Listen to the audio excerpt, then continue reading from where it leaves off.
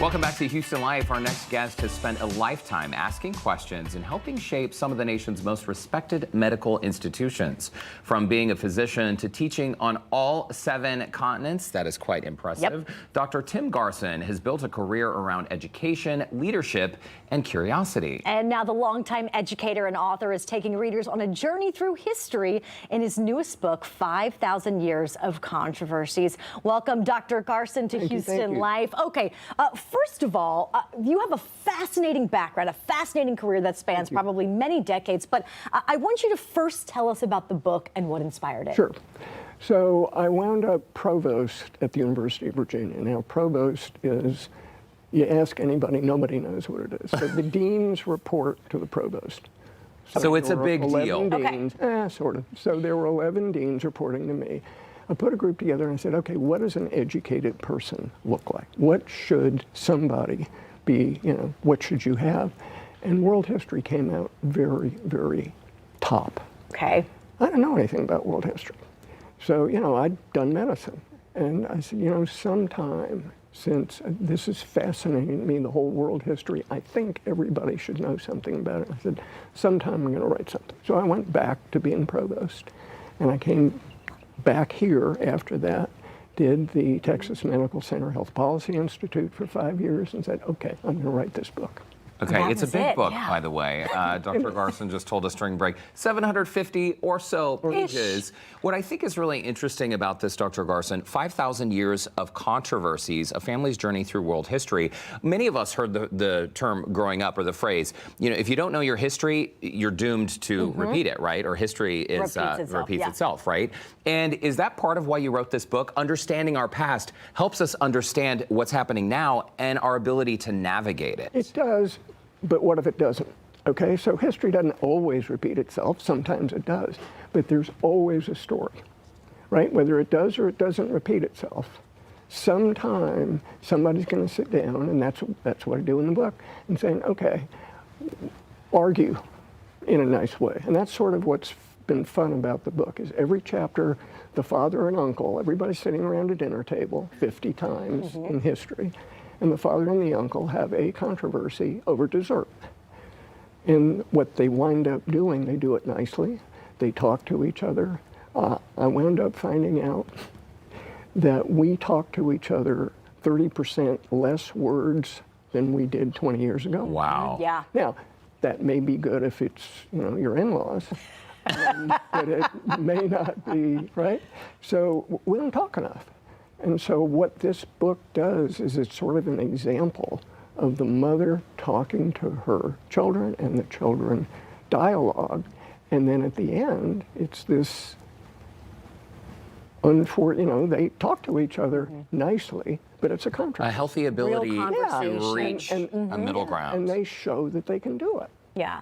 So you said it's about 750 pages, but it's digestible. I know that you have a couple of favorites in here. When we're talking favorite controversies, Doctor, what are some of yours? So probably the first one, because I had to do a lot of thinking about, am I going to write this book or not? And so the first one comes right after the pyramids, right? So I start with the pyramids and I end 30 years from now with AI.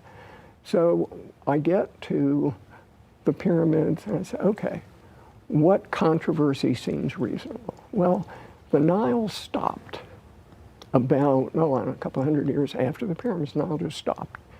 And Egypt stopped, and that was the end of Egypt for that period. So the controversy is what happened. Right. So there are a bunch of people that said, oh, it's the gods. And remember, the controversy was going on at that time. So, oh, it's the gods. Well, other people said, no, it's not the gods. Egypt is fed by the Nile that's fed from Ethiopia, and Ethiopia had a bunch of volcanoes. The volcanoes blocked the sun, and all of a sudden, no sun, no rain, different winds, different climate, climate change.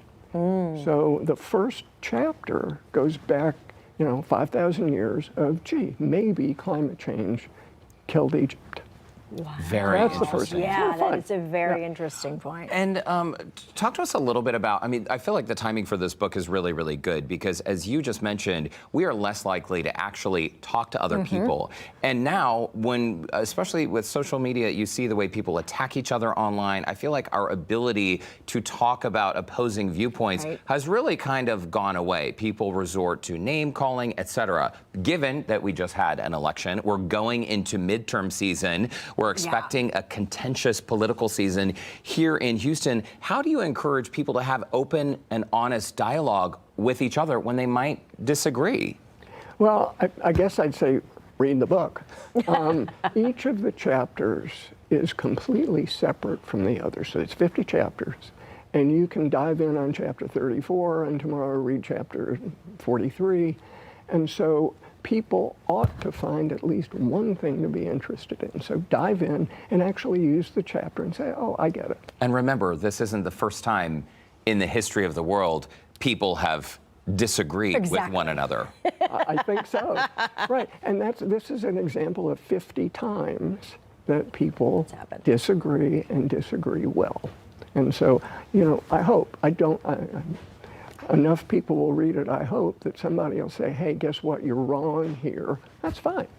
I think that what I hope out of this is that people will figure out that talking to each other is fine, debating is fine. It's a good thing. And then correcting is fine. Right, just those conversations. Just have a conversation with people. Yeah. Your career is massive. It is incredible, and you've really done everything. It's teaching on Antarctica. We're looking at a couple pictures right now. Dr. Michael DeBakey, so cardiovascular surgeon. That's Denton Cooley right there. I mean, you've worked with some of the most well-respected surgeons in the world. So if I've got 30 seconds, I got to tell you, so the reason DeBakey's laughing is this was before a TV show. And I told him when I actually I was in a mock malpractice trial, 300 people in the audience, and I was really sick. So I got up and I left. I left the mock malpractice trial, went down the hall, and all of a sudden the door bursts open. Dr. Garson, turn your microphone off. Oh, no. Oh, no. We've all been there. I was telling Mike DeBakey that story.